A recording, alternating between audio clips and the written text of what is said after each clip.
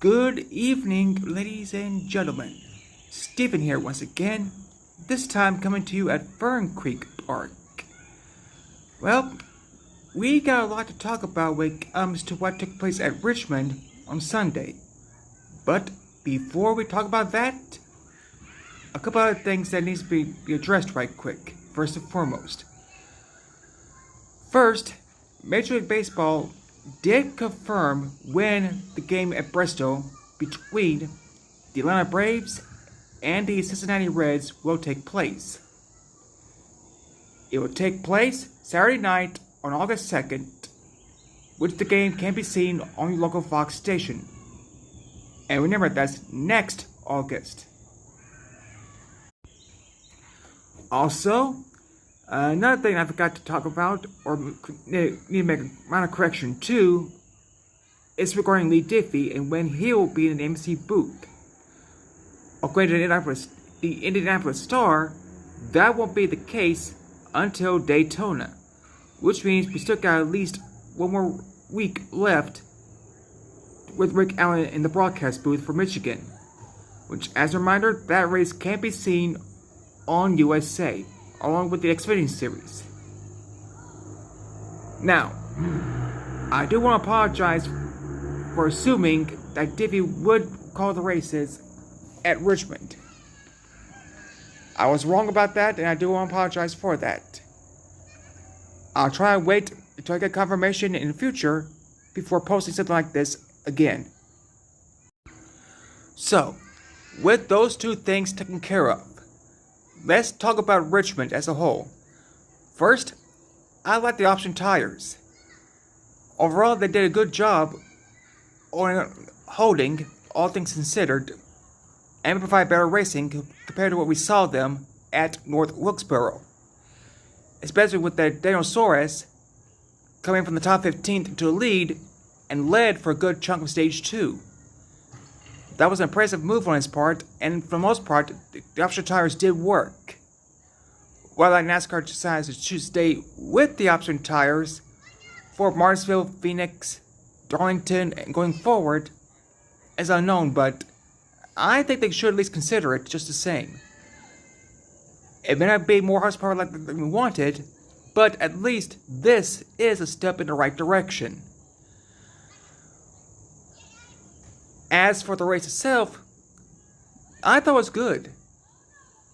Sure, the last lap did damper things a bit, but despite that, overall I thought the race was good.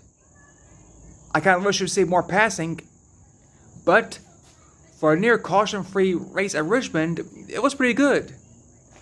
In fact, other than the stages, that late race caution between Stenhouse and Ryan Preece was the only other caution all night. So keep that in mind. But now, let's get to the finish itself. And oh boy, there's a lot to unpack here. Obviously, the clip's on YouTube if you want to see it for yourself. But to summarize what happened is this. First, like I just said, Ricky Stenhouse Jr. and Ryan Preece made contact with under 2 laps to go, putting the race under caution and sending this race into overtime.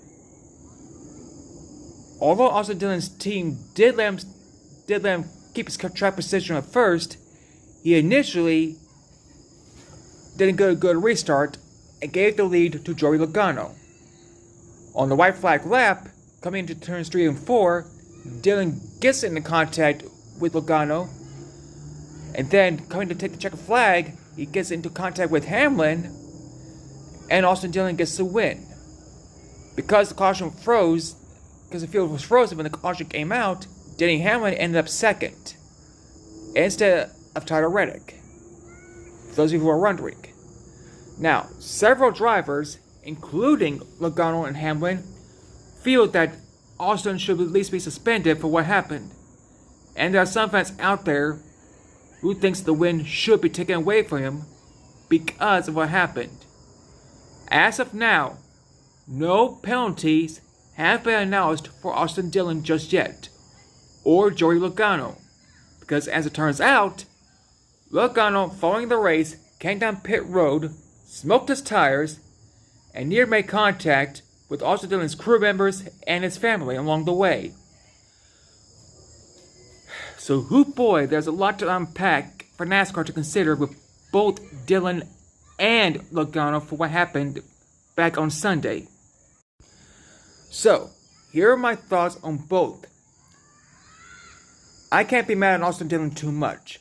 He did what he had to do, given the rules that was played out that NASCAR has created for the playoffs and to get into the playoffs. What it boils down to is this. You have to do whatever it takes to get the win. Did Austin Dillon cross the line with either Logano or Hamlin? Not so much with the Logano, but I would say with Hamlin, yes. But again, both Hamlin and Logano have been known for doing similar tactics in the past. So it's not exactly like they're clean drivers themselves in that regard.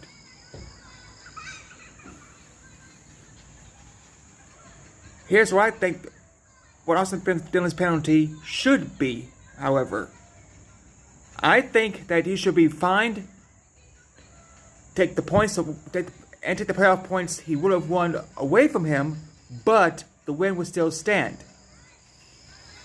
And also, because he won the race and there was no issues with the car and post-tech, he should still make the playoffs regardless. But any benefit from the win, like the bonus points and whatnot, that should be removed. And fine him. As for Logano, also fine him for what happened on pit road. And if you're going to suspend him, then suspend both for those reasons. I can't be mad at Logano either for what happened. I'd be mad too if someone took me out for the win. But there are other ways to handle it. The problem with both Larson and Dillon is how they handled the situations they found themselves into. If Austin got a better restart, he probably would have passed Logano a bit more cleanly and got him the win. And would have not been in contact with Hamlin. Or if Logano would have waited, cooled off for a couple minutes, and then talked to Dillon's crew chief or Dillon himself, then the situation with Logano will be avoided as well. But regardless, that is all my opinion on the matter. What about the rest of you down in the comments? Do you basically agree with me and say there should be a penalty? And if so, what? And do you think NASCAR needs to do something to prevent either incident from happening again in the future? Whether it's the Austin Dillon situation or the Joey Logano situation. Now, if the penalties are announced later tonight, then on Thursday, I'll be back with an update on the penalties, along with previewing Michigan, as well as giving my thoughts on the Truck Series Saturday night at Richmond, and preview the playoffs. By the way, congrats to Ty Majeski on getting the Truck Series win back on Saturday. Seems that Ty is picking the right spot when it comes to making the playoffs, but whether or not he will continue that streak, we'll have to see about that in Milwaukee. But anyway, that's all for now, and I'll see you all next time. Bye! Oh, and one more thing. Don't forget to hit the like button, subscribe for more content like this, hit the notification bell, etc. And I do appreciate every single one of you for your views, subscriptions, and so forth. I couldn't have done this channel without all of you. Take care, and bye. Oh, I got one other little bit of tidbit I forgot to tell you. I checked NASCAR's website on a hunch, on the playoff grid, and get this. Martin Truex Jr. is ahead of Austin Dillon, despite Truex not winning a race all season up to this point. Seems to me that NASCAR is playing a little bit of favoritism here by getting a driver who's going to retire one last chance for the playoffs. So the deal is top 15 with the win plus one driver highest in points will be in the playoffs. And I thought it was either the top 16. I thought it was either the race winners plus whoever's highest in points will be in the playoffs. If there's less than 16 winners. But apparently, Beyond the Flag has caught that, and they conclude that if we get new winners consecutively, Austin Dillon won't be in the playoffs after all, because of where he is in points. And while I agree with that,